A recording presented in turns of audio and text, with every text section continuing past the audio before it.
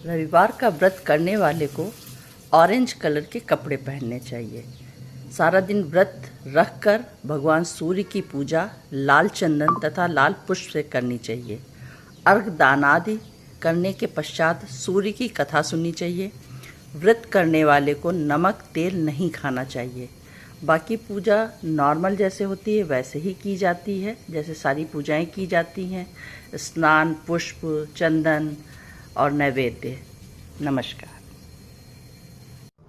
अब आरती स्टार्ट करेंगे। धूप जला दी है, दीपक भी जला दिया है। अब ये और धूप बत्ती जला के फिर आरती स्टार्ट करेंगे।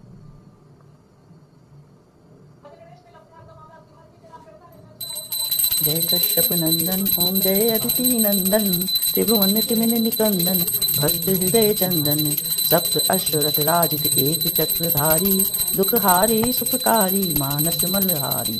जय अदिति नंदन सुर मुनि भुसुर वंदित विमल विभवशाली अग्रदल दलन दिवाकर दिव्य किरण माली। ओम जय अदिति नंदन सकल सुकर्म प्रसविता सविता शुभकारी विश्व विलोचन मोचन भवबंधन भारी। ओम जय अदिति नंदन कमल समूह विकासक नाशक त्रयतापा सेवत सहज हरत अति मन सिज संतापा। ओम जय अदिति नंदन नेत्र व्याधि हर सुरवर भूपीड़ाहारी वृष्टि विमोचन संतत पर हित वृतकारी। ओम जय अदिति नंदन सूर्य देव करुणा कर अब करुणा कीजय हर अज्ञान मोह सब तत्व ज्ञान दीजय। ओम जय अदिति नंदन। सूर्यदेव भगवान की जय। अब आरती सब दे के अब आरती ले लेते हैं। आरती हो गई संपन्न। जय सूर्यदेव भगवान। अब पूजा और आरती के बाद में हम रविवार के व्रत की कथा कहेंगे। तो इसके लिए हाथ में हम थोड़े पुष्प, अक्षत और जल ले लेंगे। उसके बाद मैं कथा आरंभ करती हूँ। तो कथा इस प्रकार है। एक बुढ़िया का नियम था कि प्रति रविवार को प्रातःकाल स्नान आदि करके भगवान का भोग लगाने के बाद ही भोजन किया करती थी। ऐसा करने से उस पर सदैव भगवान की कृपा रहती थी। उसका जीवन सुखपूर्वक व्यतीत हो रहा था और उसके घर में किसी भी चीज़ की कमी न थी। उसको सब प्रकार से सुखी देखकर उसकी पड़ोसन उससे जलने लगी।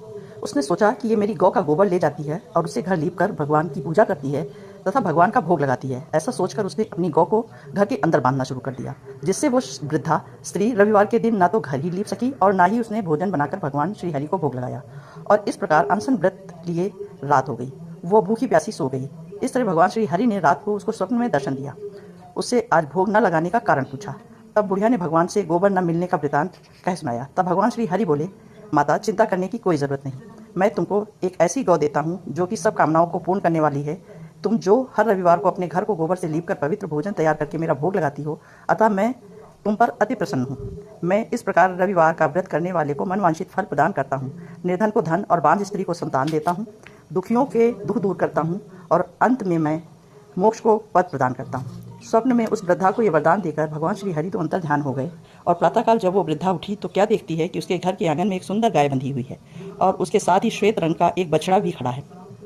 वृद्धा ने उस गौ तथा उसके बछड़े को अपने घर के मुख्य द्वार के बाहर बांध दिया। उसकी पड़ोसन ने जब उसके घर के बाहर एक अतीब सुंदर गौ और बछड़ा देखा तो मारे ईर्ष्या के जल भुन गई। और जब उसने ये देखा कि उस गौ ने सोने का गोबर दिया है तो वो उस गोबर को उठाकर ले गई और उसके स्थान पर दूसरा गोबर रख गई। और वृद्धा को उसकी करतूत का कुछ पता न चला। जब भगवान श्री हरि ने देखा कि मेरी भक्तन इस तरह ठगी जा रही है तो भगवान ने उस दिन सायंकाल को बड़े जोर की आंधी चला दी, जिसमें वृद्धा ने उस गौ को अपने घर के अंदर बांध लिया। प्रातःकाल जब वृद्धा ने देखा कि गौ ने सोने का गोबर किया है तो वो आश्चर्यचकित रह गई और भगवान को उसकी कृपा के बारे में पता चला तो उसने बार बार धन्यवाद दिया। उधर पड़ोसन को अब सोने का गोबर मिलना बंद हो गया तो उसने राजा के पास जाकर उससे कहा, महाराज, हमें पड़ोस में एक बुढ़िया है। उसके पास एक ऐसी गौ है कि आपके महल में रहने लायक है, क्योंकि वो प्रतिदिन सोने का गोबर करती है। उस सोने से आप राज्य के कई काम चला सकते हैं। बुढ़िया को भला इतने सोने की क्या आवश्यकता है। राजा ने बुढ़िया की पड़ोसन की ये बात सुनकर अपने सिपाहियों को आज्ञा दी कि वो उस बुढ़िया के घर से जबरदस्ती उस गौ को खोल लावें। सिपाही वृद्धा के घर पहुंचे और बलपूर्वक उस गाय को खोल लाए। राजा ने गौ को अपने महल में बंधवाया और सिपाहियों द्वारा उसकी रक्षा का प्रबंध कर दिया और कह दिया कि इस गौ का गोबर मेरी आज्ञा के बिना कोई न उठावे। राजा को मारे प्रसन्नता की रात भर नींद न आई। प्रातःकाल जब वो सोने का गोबर देखने की आशा से उस कमरे में गया जहाँ की गौ बंधी हुई थी, तो क्या देखता है कि गोबर से तमाम कमरा बुरी तरह गंदा हो गया है। ये देखकर राजा को क्रोध की सीमा न रही। उसने सिपाहियों को उस वृद्धा को बुलाने की आज्ञा दी।